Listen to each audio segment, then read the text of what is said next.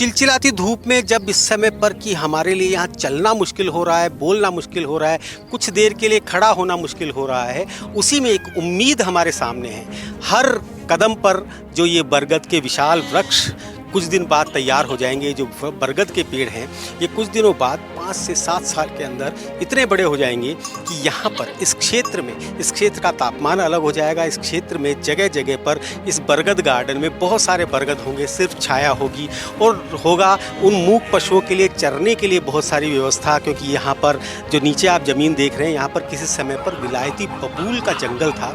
वो विलायती बबूल के जंगल को हटाकर यहाँ पर जगह जगह पर अलग अलग पेड़ लगाए गए हैं। उनमें सबसे ज़्यादा मात्रा वट वृक्ष यानी कि बरगद के वृक्ष की है। और जिस दिन ये वृक्ष बड़े हो जाएंगे उस दिन इस जगह की छटा अलग ही होगी। ये करने के लिए बहुत कुछ चाहिए। ये करने के लिए सबसे पहले एक दृढ़ इच्छा शक्ति चाहिए, जो कि किसी ने करके दिखाई, और वो ही आज हमारे मिट्टी के महानायक हैं। राजस्थान की तपती धरती पर जहां गर्म हवाएं अक्सर उम्मीदों को भी झुलसा देती हैं, जहां पानी की हर बूंद किसी वरदान से कम नहीं होती, वहीं जयपुर से करीब 100 किलोमीटर दूर कुचामन के छोटे से गांव हारिया में एक आदमी ने सपना देखा। सिर्फ पेड़ लगाने का नहीं, पूरी धरती की सांसें वापस लौटाने का। कुछ लोग सिर्फ आज के बारे में सोचते हैं, अपनी जिंदगी, अपना घर, अपना आराम। लेकिन कुछ लोग ऐसे भी होते हैं जो आने वाली पीढ़ियों की चिंता करते हैं, जो खुद से ज्यादा समाज के भविष्य की फिक्र करते हैं। आज हम आपको मिलवाने जा रहे हैं ऐसे ही एक जंगल मैन से। राजेश कुमावत, पेशा केंद्रीय जीएसटी विभाग में कर्मचारी, लेकिन दिल पूरी तरह से मिट्टी के नाम। सरकारी नौकरी थी, सम्मान था, स्थिर जिंदगी थी, लेकिन जब भी गांव की याद आती, सूखी धरती, गिरता जल स्तर, चारागाहों पर कब्जा करते विलायती बबूल, भूख और प्यास से भटकते मूक पशु उन्हें बेचैन कर देते। 22,000 पेड़ लगा दिए हैं और ऐसा नहीं कि उनका फुल टाइम काम है। वो असल में सर्विस करते हैं, नौकरी करते हैं, क्या करते हैं वो सब अभी हम पूछेंगे। सबसे पहले तो हम स्वागत करते हैं राजेश कुमार जी का। राजेश जी, बहुत बहुत स्वागत है मिट्टी के महानायक। सर धन्यवाद। जी सर। राजेश जी, सबसे पहले तो मैं जानना चाहूँगा क्या करते हैं आप, बाय प्रोफेशन क्या करते हैं? सर मैं वैसे भारत सरकार के सेंट्रल जीएसटी विभाग में नौकरी करता हूँ एज ए निरीक्षक के पद पे। साथ में प्लांटेशन जो मेरी हॉबी है, बचपन से मैं जल संरक्षण और पौधारोपण में मेरी रुचि रही है, उस पर मैं कार्य करता हूँ। आपसे बातचीत में बताया कि आप साइंस बैकग्राउंड से थे, नर्सिंग में आपने बीएससी किया है, उसके बाद आप जीएसटी डिपार्टमेंट में चले गए, लेकिन हॉबी आपकी पेड़ लगाना रहा है। कैसे, मतलब ये सब चीज़ें, अलग अलग चीज़ें कैसे, क्या? जी सर, जैसे मैंने बताया कि मैं बचपन से ही मेरे को ये जो हॉबी है डेवलप हुई है, ये मेरी मदर से हुई है। उसने मेरे को जल संरक्षण की छोटी छोटी चीज़ें बताई थी, जो आज मैंने उनको थोड़ा बड़े लेवल पे कार्य किया है। और मैं चूँकि नौकरी में मेरी कुछ लिमिटेशंस हैं समय की, और बहुत सारी लिमिटेशंस हैं, तो उनको मैं ध्यान में रखते हुए सैटरडे संडे को मैं मेनली इस कार्य को करता हूँ। और इस हेतु एक बरगद संरक्षण फाउंडेशन है, वो हमने बना रखा है लोगों के सहयोग से, और उसके थ्रू ये सारा कार्य हम करते हैं।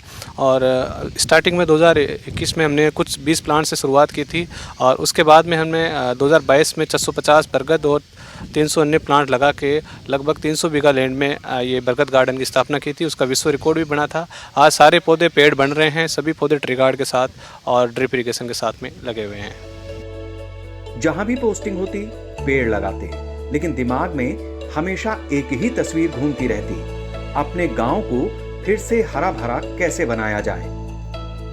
और फिर एक दिन फैसला हो गया, गांव की बंजर चारागाह भूमि पर बरगद का जंगल उगाया जाएगा।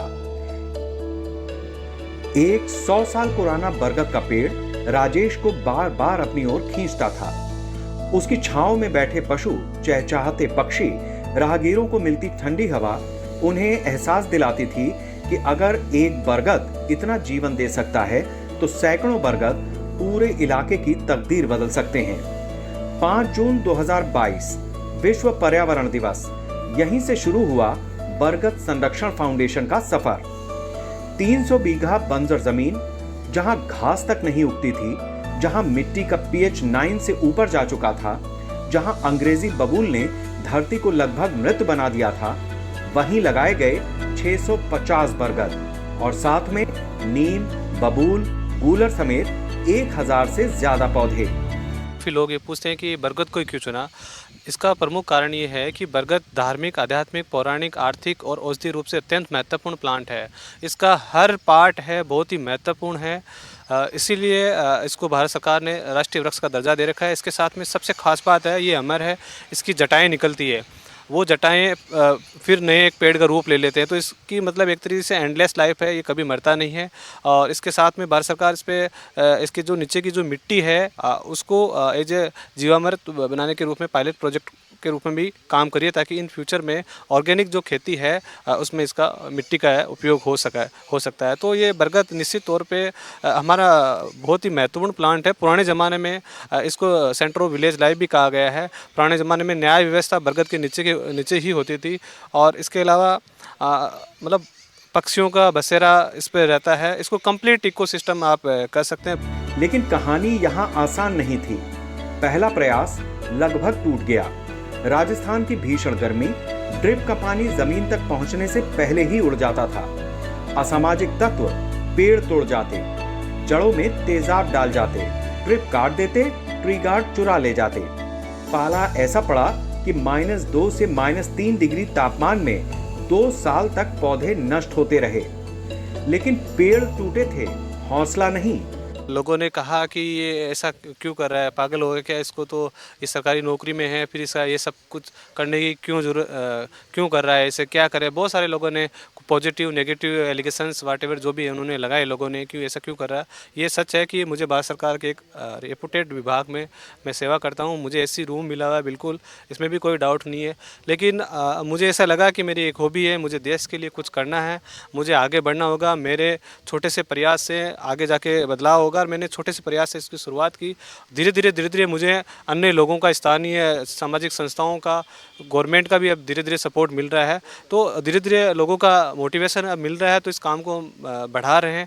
और निश्चित तौर पे हम छोटे छोटे प्रयास जब कर रहे हैं, मुझे लग रहा है कि मेरा छोटा सा प्रयास है, अब आगे बदलाव लेके आ रहा है। तो हमें करना चाहिए, हमें देश के लिए भी करना चाहिए, हमें पर्यावरण के लिए करना चाहिए, हमें आगे आना चाहिए। अगर नहीं आएंगे तो ये प्रकृति और ये पर्यावरण ये कौन बचाएगा। आने वाली पीढ़ियाँ हमें एक तरीके कैसे माफ़ करेगी। Mughal garden, hanging garden, rock garden, बहुत सारे गार्डन आपने सुने होंगे, पर बरगद गार्डन आपने शायद कभी नहीं सुना होगा, क्योंकि ये है राजस्थान में जयपुर के पास कुचामन, और कुचामन के पास खारिया गांव में। बरगद गार्डन एक ऐसा गार्डन जहाँ पर बरगद ही बरगद होंगे। जी हाँ, बरगद वो पेड़ जो जब फैलता है तो इतना फैलता है कि उसे कंट्रोल करना मुश्किल होता है और बरसों तक वो चलता है। सबसे लंबी उम्र उसकी मानी जाती है।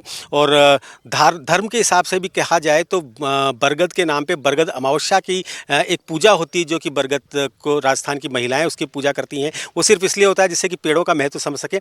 उन्हीं बरगदों का लेकर एक गार्डन यहाँ बनाया गया है, जिसमें 650 से ज़्यादा बरगद लगाए गए हैं, जो कि इस समय पर एक विश्व रिकॉर्ड है। एक ऐसा रिकॉर्ड है जो अभी तक कायम है, 650 बरगद एक साथ। राजेश कुमावत ने हार नहीं मानी, उन्होंने तरीका बदल दिया। मिट्टी की जांच करवाई, पोषक तत्व मिलाए, भीलवाड़ा से पुरानी बोरियां मंगवाई, सूखी पत्तियां और नारियल के छिलकों से कोको रिंग पिट्स बनाए, ताकि जमीन की नमी रोकी जा सके और बंजर जमीन फिर से सांस ले सके। जहां कभी घास नहीं उगती थी, आज वहां हरियाली लहरा रही है। अब हर पौधे तक पानी पहुंचाने के लिए ड्रिप इरिगेशन लगाया गया है। सुरक्षा के लिए सीसीटीवी कैमरे लगे, सोलर लाइट्स लगाई गईं, ट्री गार्ड लगाए गए और फिर धीरे धीरे धरती ने जवाब देना शुरू किया। लेकिन इस कहानी की सबसे बड़ी ताकत राजेश नहीं थे, उनके पिता थे। राजेश नौकरी के कारण सिर्फ शनिवार और रविवार समय दे पाते थे। तब उनके पिता आगे आए और अपने बेटे के सपने को अपना जीवन बना लिया। दिन रात एक फुल टाइम केयरटेकर की तरह पेड़ों की सेवा में जुट गए। मुझे उम्मीद है कि आने वाले 5 साल में ये पौधे एक तरीके से पूरी कनोपी इनकी बन जाएगी और एक बायोडाइवर्सिटी के साथ साथ में पक्षियों का यहाँ बसेरा होगा। टेम्परेचर है यहाँ पे एक तरीके से मेंटेन रहेगा। बाहर के जो टेम्परेचर शहर के टेम्परेचर है उससे 4-5 डिग्री का यहाँ फ़र्क पड़ेगा। आसपास में जो किसान हैं उनको भी बहुत फ़ायदा होने वाला है, क्योंकि इसमें पक्षी जब रहना चालू कर देंगे यहाँ पे तो जो कीट पतंगे पक्षी खाते हैं उन कीट पतंगे को पक्षी खाएंगे तो किसानों को जो रसायन यूज कर रहे हैं अपने खेतों में उसका उपयोग बंद हो जाएगा। निश्चित तौर पे बरसात का भी काफ़ी फ़र्क पड़ेगा। यहाँ बरसात ज़्यादा आएगी आने वाले टाइम में। मिट्टी बंजर होने से मिट्टी है उसकी गुणवत्ता है वो सुधरेगी, पशुओं को चारा मिलेगा और पक्षियों को एक तरीके से आश्रय स्थल सहित विभिन्न खाने के जो भी फ्रूट है लगने वाले हैं वो सब कुछ पक्षियों को मिलेगा। बरगद संरक्षण फाउंडेशन है, उसको इस्टेब्लिश किया 4 साल पहले। उस फाउंडेशन में विभिन्न विभाग है, जैसे CGST डिपार्टमेंट है, उसका स्वच्छता कार्य योजना के अंतर्गत हमारे यहाँ प्लांटेशन और ड्रिप इरीगेशन करवाया जाता है। इसके अलावा पोल्यूशन कंट्रोल डिपार्टमेंट है, स्थानीय प्रशासन है और इसके अलावा जो कुछ कंपनी है जो CSR में ही हमारे यहाँ एक्सपेंस करती है। इसके अलावा जैसे कुछ भामाशाह है जो वॉलंटियर रूप से हमें एक तरीके से फाउंडेशन को एक तरीके से डोनेशन करते हैं। तो लोगों का सहयोग है, कुछ संसाधन उपलब्ध करवाते हैं, कुछ डोनेशन करते हैं। विभिन्न लोगों का सहयोग से हम ये कार्य कर रहे हैं। मेरी जो तनख्वाह में से जो भी बचता है वाटेवर 30% 40% वाटेवर, पिछले में 4 साल से इसमें जो भी है मेरे पास कोई बचत नहीं है। फुल मैं इसमें मेरा सबसे पहले मैं डोनेशन करता आ रहा हूँ। स्टार्टिंग 2 साल में मेरे पास कुछ भी नहीं रहता था, लेकिन फिर भी मेरे पास जो भी कोई लोग डोनेट भी कुछ भी नहीं करते थे, कोई सहयोग नहीं करते थे, तो मैं पूरे मेरी जो सैलरी में से जितना बच सके पूरा का पूरा मैं डोनेशन करता था। भाई जो रेलवे सुरक्षा बल में है छुट्टी मिलते ही कुदाल उठा लेता है। पत्नी जो कभी मंच पर नहीं आती लेकिन नर्सरी से लेकर घर के 40 से ज्यादा पौधों तक सब संभालती हैं। नन्हे बच्चे जो रोज पौधों को पानी पिलाते हैं और पूछो पापा क्या करते हैं तो मुस्कुराकर कहते हैं पापा पौधे लगाते हैं। धीरे धीरे ये सिर्फ एक परिवार का मिशन नहीं रहा, पूरा गांव बरगद संरक्षण का कारवां बन गया। स्कूलों में पेड़ लगने लगे, कॉलेजों की खाली जमीन हरियाली में बदलने लगी और फिर शुरू हुई सबसे बड़ी चुनौती, कुचामन से गांव तक का रास्ता जहां दोनों तरफ प्लास्टिक के डंपयार्ड बन चुके थे, हर तरफ कचरा, गंदगी, बदबू। लेकिन राजेश कुमावत और उनकी टीम ने उस डंपयार्ड को चुनौती दे दी। वहां लगा दिए 11,000 पेड़, इतना सघन तरीके से कि दोपहर 2 बजे भी धूप जमीन तक नहीं पहुंचती। एक ग्रीन बेल्ट तैयार हो गई अर्बन सर्कुलर फॉरेस्ट्री तकनीक से। आज 6 से ज्यादा मिनी फॉरेस्ट तैयार हो चुके हैं। 17,000 से ज्यादा पौधे अब वृक्ष बन चुके हैं और कुल मिलाकर 22,000 से ज्यादा पेड़ लगाए जा चुके हैं। सबसे बड़ी बात सिर्फ पौधारोपण नहीं, पौध संरक्षण। कुछ ना कुछ प्रकृति के लिए जरूर कुछ ना कुछ करना चाहिए। अगर हम प्रकृति के लिए, पर्यावरण के लिए आज नहीं किया तो आने वाली पीढ़ी अपनी कभी भी माफ़ नहीं करेगी। इसके अलावा युवाओं को मेरा ये संदेश है कि प्रकृति से आप जुड़िए। आप एक बार काम करिए प्रकृति के साथ में, आपको इससे बढ़िया संतुष्टि कहीं नहीं मिलेगी। सबसे जो संतुष्टि आपको मिलेगी तो आप प्रकृति से ज़्यादा जुड़िएगा। अल्टीमेटली आपको संतुष्टि प्रकृति के साथ जुड़ने से मिलेगी। और आज के इस दौर में, आज के इस जो वैश्विक जो चल रहा है, सारे इश्यू चल रहे हैं, उसमें पर्यावरण प्रकृति सबसे महत्वपूर्ण है। जब ऑक्सीजन ही नहीं रहेगी तो हमारा जीवन ही नहीं रहेगा। दूसरे ग्रह पर जीवन संभव क्यों नहीं है? क्योंकि वहाँ पर्यावरण नहीं है, वहाँ प्रकृति नहीं है। हमारे यहाँ इसलिए है क्योंकि यहाँ प्रकृति है, पर्यावरण है। तो पर्यावरण मेरे मानने में सबसे सर्वोच्च प्राथमिकता होनी चाहिए। युवाओं की जितना सहयोग है, चाहे वो कोई तन मन धन वाटेवर जो भी कहें, उसे युवाओं को आगे आके ऐसे कार्य कर रहे हैं उनको या तो सहयोग करें, या सहयोग करने वाले को सहयोग करें, या खुद करें। कैसे ना कैसे आके इस कार्य में वो हेल्प करें, जुड़े और एक कार्य को बढ़ाएं। ज्यादातर पेड़ सर्वाइवल स्टेज पार कर चुके हैं और तैयारी कर रहे हैं खारिया को देश की सबसे बड़ी ऑक्सीजन फैक्ट्री बनाने की। और बदलाव सिर्फ हरियाली तक सीमित नहीं रहा। जहां कभी नशेड़ियों का अड्डा था, वहां अब CCTV और स्ट्रीट लाइट्स हैं। जहां खुले में शौच होता था, अब वहां स्वच्छता है। जहां अंग्रेजी बबूल था, वहां अब घास उग रही है, पशुओं को चारा मिल रहा है, तालाबों में पानी लौट रहा है, भूजल स्तर सुधर रहा है, पक्षी लौट आए हैं, जैव विविधता लौट आई है और हजारों लोगों को रोजगार भी मिला है। यहाँ पे जो सेंट्रल गवर्नमेंट के अंदर एम्प्लॉय है जिनका नाम है राजेश जी कुमावत है, GST अधिकारी है, उन्होंने एक बहुत ही अच्छा मिशन चालू किया है, मिशन बरगद। मिशन बरगदकर को लेके आज हम उनसे जानेंगे कि इनके मन में ये चीज़ कैसे उठी, और काफ़ी जगह उन्होंने जो कम से कम मिशन बरगद को लेके काफ़ी जगह उन्होंने पेड़ लगाए हैं, बरगद के और अन्य धरती को पूरी हरियाली की है। आइए हम जानते हैं। ये तो हमारे लिए एक तरह से इन्होंने ये शुरुआत की राजेश जी ने, तो उसके बाद में हम भी गांव वाले सब जुड़ गए इनके साथ, और ये तो हमारे लिए एक स्वर्ग है। आने वाले समय में हम तो इसको स्वर्ग देख रहे हैं। इतने हज़ारों पेड़ एक जगह लगना, एक गांव में लगना, तो ये तो एक स्वर्ग ही है। कितने पक्षी है, छाया है, कितने लोग हैं, ये इनसे फ़ायदा होगा लोगों को। ऐसे कई परेशानियां हमारे को ये आती है इनमें, जो हम उसका बड़ी कठिनाई से सामना करते हैं परिस्थितियों का। जैसे कि बच्चे को अब प्रोग्रेस करवाते हैं ना अपने को, छोटे बच्चे को, वैसे इनकी सेवा करनी पड़ती है हमारे को। हम लोग राजेश जी से जुड़े हुए हैं, प्रगत फाउंडेशन से। जो भी हमसे हेल्प होती है वो करते हैं और साथ होके पूरा काम करते हैं। जैसे भी जो भी रहता है वो करते हैं साथ में।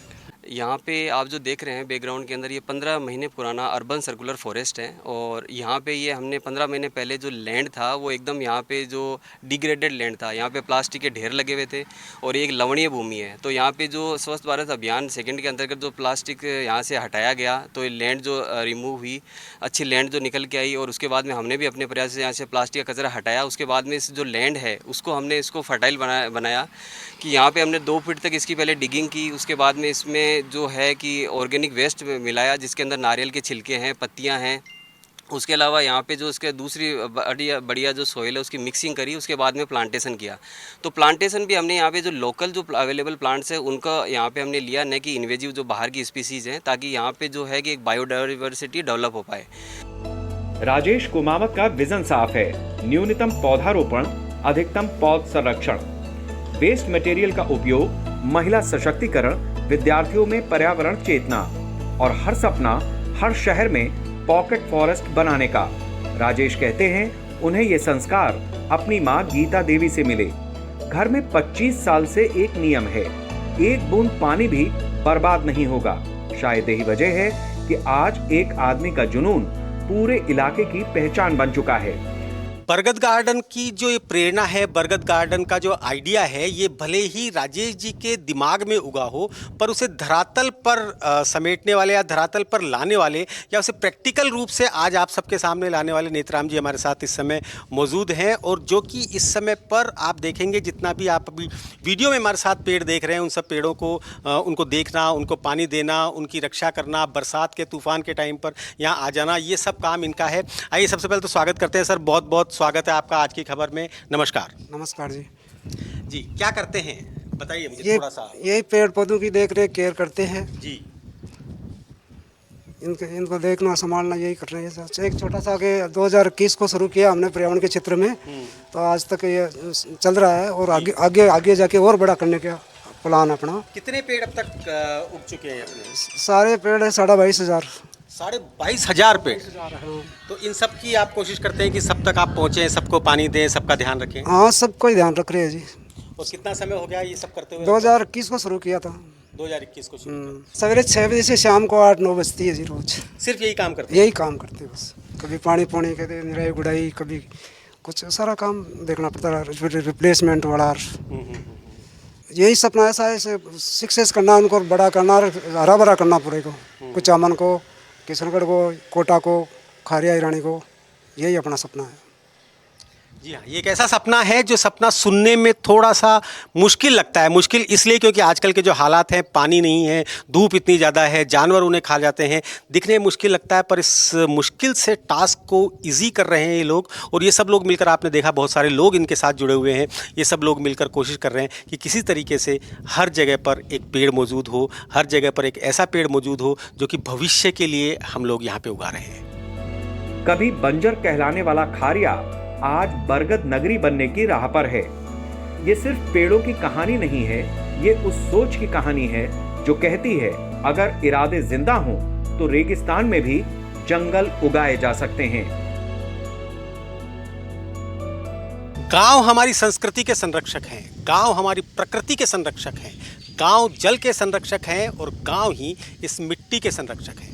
और इसीलिए हम आपको अक्सर लेकर आते हैं गांव में, क्योंकि गांव की मिट्टी में ही मिलते हैं मिट्टी के महानायक। अगले सप्ताह फिर किसी नए मिट्टी के महानायक से, फिर किसी नए गांव की मिट्टी की सौंधी महक से हम आपको रूबरू करवाएंगे। तब तक आप देखते रहिए आज की खबर।